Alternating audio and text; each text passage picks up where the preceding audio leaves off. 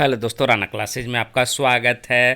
तो आज की लेटेस्ट कॉम्पिटिटिव एग्जाम और जॉब अपडेट बताऊंगा। तो इस वीडियो को शुरू से अंत तक देखें। पसंद आने पर लाइक्स, नए लोग सब्सक्राइब करना ना भूले। तो पहली खबर क्या है, तो शिक्षा विभाग दिव्यांग आरक्षण मामले पर हाई कोर्ट के फैसले का हो रहा इंतजार।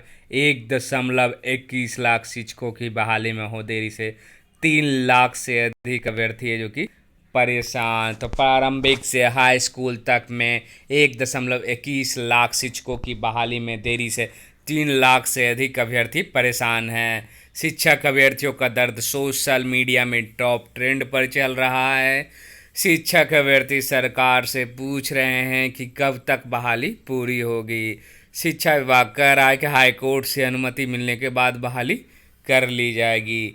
पिछले माह के प्रथम सप्ताह में हाई कोर्ट शिक्षक बहाली पर लगी रोक पर मामले की सुनवाई होनी थी, लेकिन अभी तक तिथि नहीं मिल सकी है। दिव्यांग आरक्षण मामले पर 90,762 प्रारंभिक और 3 है जो कि 30,020 हाई स्कूल शिक्षकों की बहाली लगभग 2 साल से मामला अटका है। शिक्षा विभाग की उम्मीद है कि हाईकोर्ट में फाइनल सुनवाई होने के बाद बहाली प्रक्रिया पर लगी रोक हट जाएगी। विभाग ने कहा है कि आयोग एक भी अभ्यर्थी का नियोजन नहीं हो, इसके लिए फुल प्रूफ तैयारी के बाद ही काउंसलिंग की तिथि जारी होगी।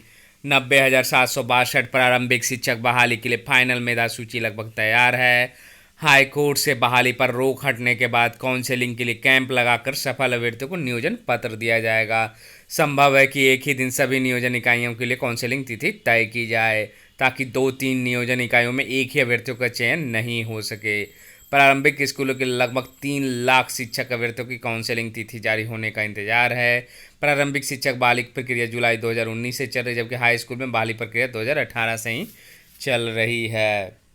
क्यों होती रही है देर? तो हाईकोर्ट में अप्रैल प्रथम सप्ताह में होनी थी सुनवाई, अब तक नहीं हो सकी है।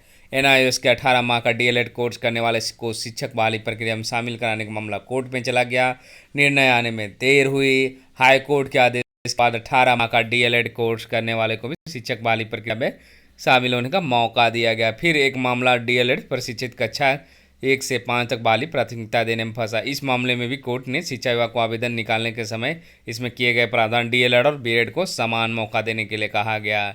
दोनों मामले का हाईकोर्ट से निपटारा होने के बाद विभाग ने फाइनल मेधा सूची जारी करने की अंतिम तिथि 10 जनवरी को निर्धारित की थी।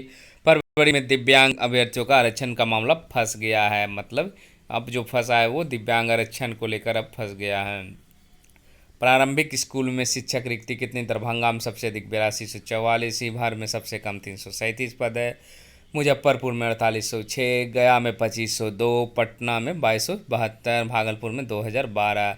कक्षा 5 तक की कक्षाओं के समान 46,870 पद रिक्ति हैं। उर्दू शिक्षकों के लिए 14,662 और बांग्ला के 135 रिक्तियाँ बढ़ाई गई है। कक्षा 6 से 8 तक में गणित व विज्ञान विषय के 6919, हिंदी में 5734, संस्कृत में 4499, अंग्रेजी में 3687, उर्दू में 2739 और सामाजिक विज्ञान में 2536 शिक्षकों की नियुक्ति। मतलब साफ है कि अभी ये जो कि आपको इंतज़ार, क्योंकि कोर्ट है जो कि इसकी सुनवाई अभी नहीं चल रही है। जब तक ये फाइनल रिजल्ट नहीं आएगा तब तक आपको इंतज़ार आखिर कब तक हो सकती है। तो उम्मीद है कि आपको 2-3 महीने है जो कि और देरी हो सकती है। उसके बाद आते हैं दूसरी खबरों पर। तो इग्नू जून में होने वाली परीक्षाएं स्थगित। इंदिरा गांधी नेशनल यूनिवर्सिटी ने कोरोना वायरस की दूसरी लहर के प्रकोप और संक्रामक वृद्धि को देखते हुए टर्म एंड एग्जामिनेशन जून 2021 को स्थगित कर दिया है। 15 जून 2021 से परीक्षा होनी थी। विश्वविद्यालय की वेबसाइट पर प्रकाशित पत्र के अनुसार आगे की अधिसूचना तक यह स्थगित कर दी गई है। परीक्षाओं की अगली सूची बाद में दी जाएगी। मतलब जून में भी परीक्षा स्थगित मैंने बताया था कि कम से कम है जो कि अगस्त या सितंबर के बाद ही है जो कि उम्मीद है, क्योंकि अभी और भी प्रकोप है जो कि हटने का भी नाम नहीं ले रहा कोरोना वायरस का।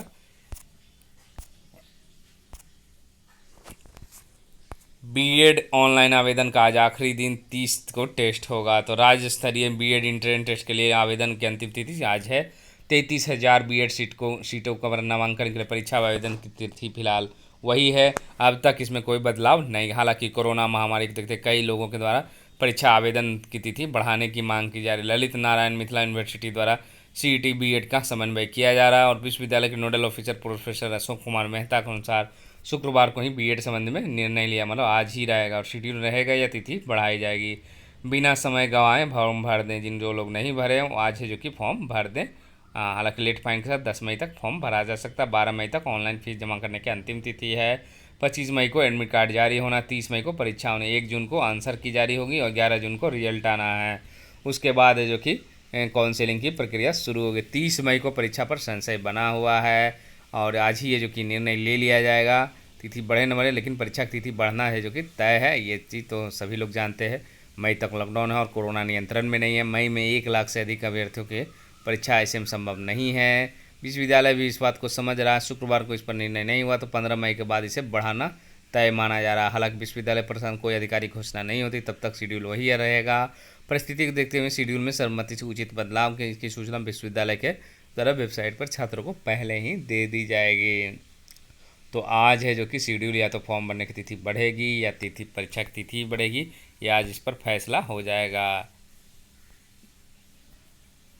उसके बाद आते हैं दूसरी खबरों पर। यहाँ भी तिथि एक बढ़ गई है। उत्तर प्रदेश माध्यमिक शिक्षा सेवा चयन बोर्ड ने अशासकीय सहायता प्राप्त इंटर कॉलेज में 15,198 प्रशिक्षित स्नातक व प्रवक्ता भर्ती 2021 की आवेदन तिथि फिर बढ़ा दी है। अब ऑनलाइन आवेदन के लिए पंजीकरण शुल्क जमा करने और ऑनलाइन सबमिट करने की तिथि अंतिम तिथि 15, 18 और 20 मई निर्धारित की गई है। इससे पहले 1 मई को पंजीकरण शुल्क जमा करने और ऑनलाइन आवेदन अंतिम तिथि थी। क्रमशः 10, 12 और 15 मई निर्धारित की गई थी।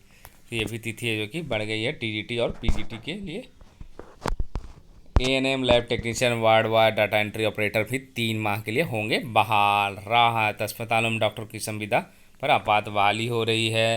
राज्य में कोरोना वायरस को 3 माह के लिए बहाली हो रही है। मुताबिक प्रति शिफ्ट प्रतिदिन है जो कि 7,000 रुपये पीजी के विशेष डॉक्टरों के मानदेय के रूप में भुगतान किया जाएगा। सिविल सर्जन के साथ ही निर्धारित दर पर है जो कि बहाली करने का निर्देश दिया है।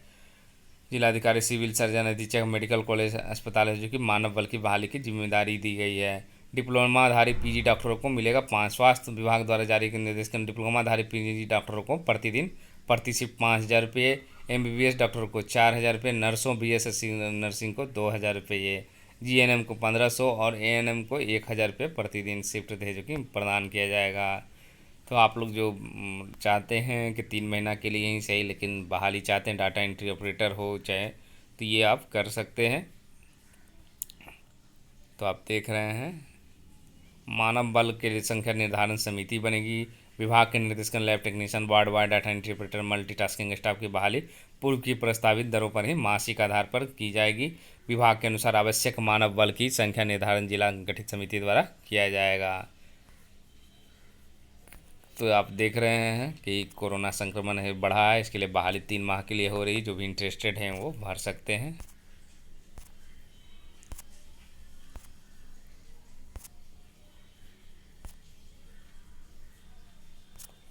तो आपने देखा कि बहुत सारी परीक्षाएं हैं जो कि तिथि बढ़ रही है। रिजल्ट भी है जो कि जो संभावना थी आपको 64वीं बीपीएससी फाइनल और बिहार दरोगा मेरिट को भी है जो कि फंसती नज़र आ रही है। तो उम्मीद है कि आपको थोड़ा इंतज़ार करना पड़ेगा। चाहे विज्ञापन की तभी कोई आसार नहीं है, जो सत्य बात है। बहुत सारे लोग बीएसएससी सीजीएल 3 पहले मई वो पुरानी थी 1 महीना पहले की, लेकिन उम्मीद नहीं है कि आपकी वैकेंसी हाल फिलहाल में आने वाली। आपको इंतज़ार करना पड़ेगा। तो इसी अपडेट के साथ धन्यवाद।